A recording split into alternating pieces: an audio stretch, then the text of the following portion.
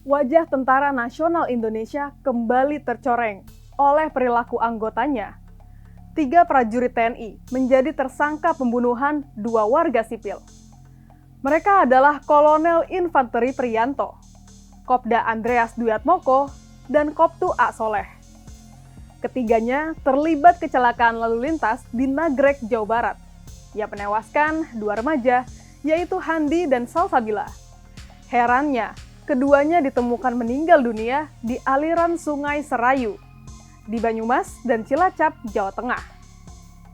Memang setelah kecelakaan, 3 prajurit ini membawa korban dengan mobil mereka. Namun di tengah perjalanan, Kolonel Priyanto mengambil alih setir mobil dan melaju ke tempat tinggalnya di daerah istimewa Yogyakarta.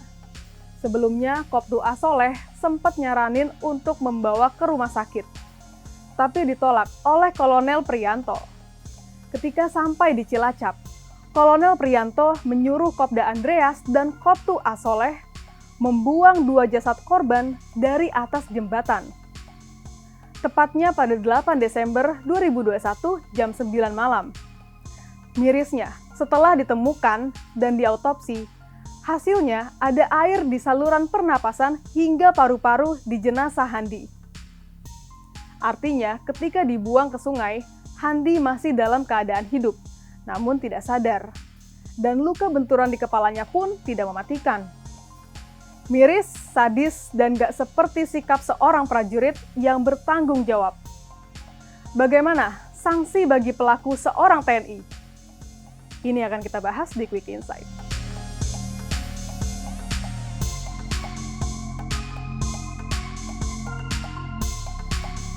Kasus ini masih diproses Pusat Polisi Militer Angkatan Darat, Kolonel Infanteri Priyanto, Kopda Andreas Duyatmoko, dan Koptu A. Soleh. Ketiganya terancam dipecat dan diberi sanksi pasal berlapis. Kepala Staf Angkatan Darat, Jenderal Dudung Abdurrahman, menilai ketiga prajurit layak dipecat dari Kesatuan TNI karena melakukan perbuatan yang tidak berperi kemanusiaan. Sementara Dan Puspomat Letjen TNI Chandra W. Sukoco dalam memproses hukum ketiga oknum akan berlaku transparan dan tidak pandang bulu. 3 prajurit TNI ini sudah melanggar sejumlah peraturan perundangan.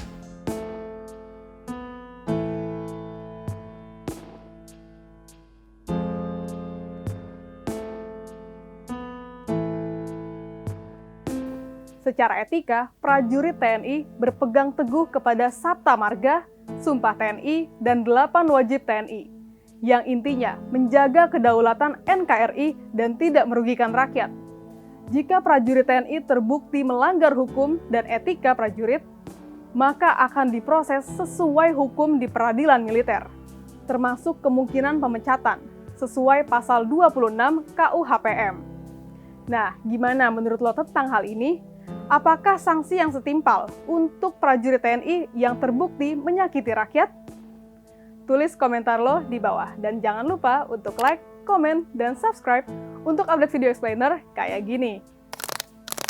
Nah, minggu lalu gue ngebahas tentang apa kabar RUU TPKS, dan ada Emma Fitriana di Facebook bilang, RUU TPKS penuh kontroversi karena banyak pasal yang bermasalah. Racun berbalut madu. Yuk bersuara di kolom komentar untuk gue bacain di minggu depan.